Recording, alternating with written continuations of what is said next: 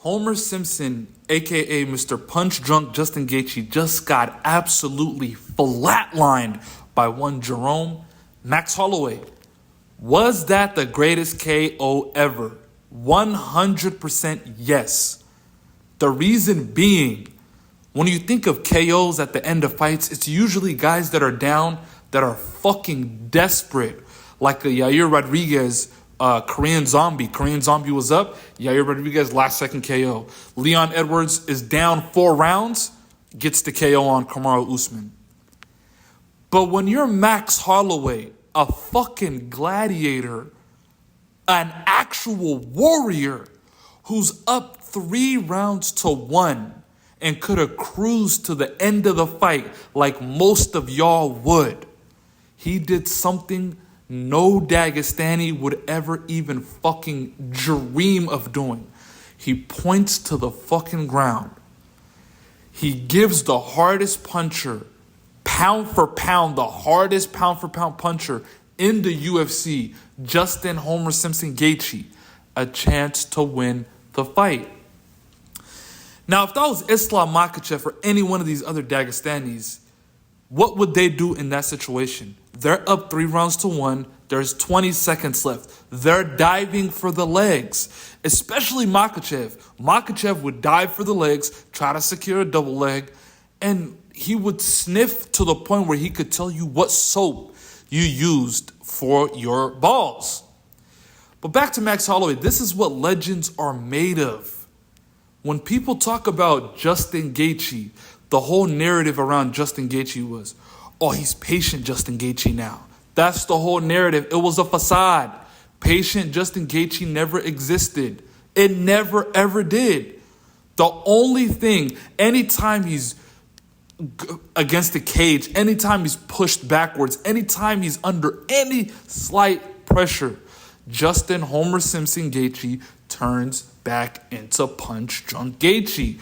All those overhands, 2-punch combinations, can't throw a 3-punch combination to save his fucking life.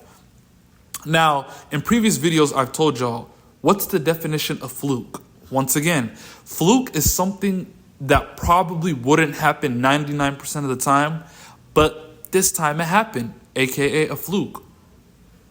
Justin Gaethje fluked that head kick versus Dustin Poirier. It is clear as fucking day. Everybody knows it. Nobody wanted to say it. The whole world knows it. We were going to get a war. Gaethje was going to get flatlined. Also, you look at his fight with Fiziev. It was super close. You ask 80% of UFC fans who won that fight. I would say 80 to 85%. The sentiment after that fight was Justin Gaethje robbed Fiziev. Now, when you rewatch it, it was super close. I believe it was rounds 1 and 3 to, not 1 and 3, 1 and 2 to 1 Rafael Fiziev. But looking at Justin Gaethje, he lost Dustin Poirier, that was a fluke. He lost to Fiziev, which we thought. He lost to Charles Oliveira. He lost to Khabib, lost to Eddie Alvarez. Like, when you start really taking a real deep dive into this guy's UFC career, he's not, I don't want to say fraud. He has 0 grappling. He's been touted as this wrestler. Joe Rogan always saying, oh, he's a wrestler. He never uses it. Yeah, well, if you don't use it, you lose it. That's this whole saying. You don't use it, you lose it. It's low-key reminding me of guys like Chandler. You don't use your grappling, you lose it. Gilbert Burns, I love him. You don't use your jiu-jitsu, you lose it. The guy's 8-5 in the UFC. The new Gaethje, that's all a facade. Patient Gaethje, all that stuff was a facade, and it showed tonight.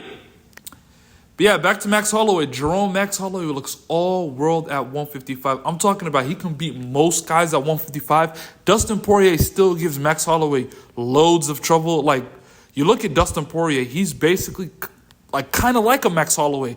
He has great cardio. He has the best boxing, in my opinion, in the entire UFC. He has thud to his power. He has real thud to his punches. And he's defensively responsible. He's not punch drunk. He throws combinations. The timing, the rhythm, the accuracy, knowing when to punch, knowing not when to punch, knowing when to counter. All better than guys like Justin Gaethje, but Justin Gaethje has been overhyped. And I'm so happy. It might be a little biased, but if I'm being honest, I'm happy that the facade that he's gonna give Islam Makhachev his hardest fight. Like, Islam wouldn't just take him down and submit him. At least Poirier has submissions. People forget, like, I'm going on a little rant here, but people forget Dustin Poirier, he almost had that Peruvian necktie versus Akira Corisani. Dustin Poirier was known as Mr. Darce early on in his career. Dustin Poirier has only person to ever submit Chandler. Like, when you start taking a deep dive, he almost got Khabib in the guillotine. Taking a deep dive in his career, Dustin Poirier was always better than Justin Gaethje. I know this is going to look like I'm hating on Gaethje, and low-key, I was a little salty, but it's just the truth. It's facts over feelings. The truth can never be considered disrespect. But as far as Max Holloway, what does Max Holloway do now? He has options. He has options. All fight week, everybody was saying, what should Max Holloway do if he were to win this fight? All he was saying is, I have options. I have options. I can stay at 155, wait in line and get a title shot. I can go back to 145. In my opinion, he should go back to 145. He can give Ilia Topuria, which I really, really like.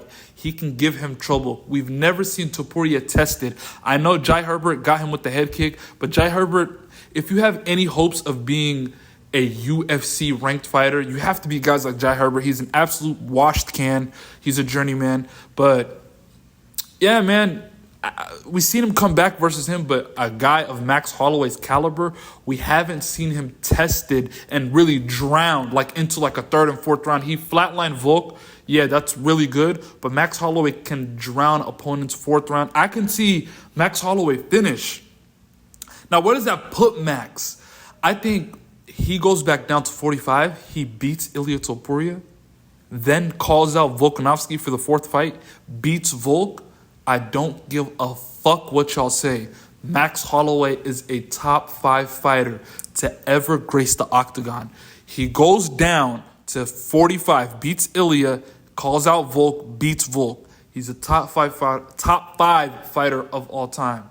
But yeah, greatest knockout ever. The 600K was well-deserved. Should have got more. That guy deserved, if you look at the landscape of things, there was new fans yesterday that have never watched UFC before.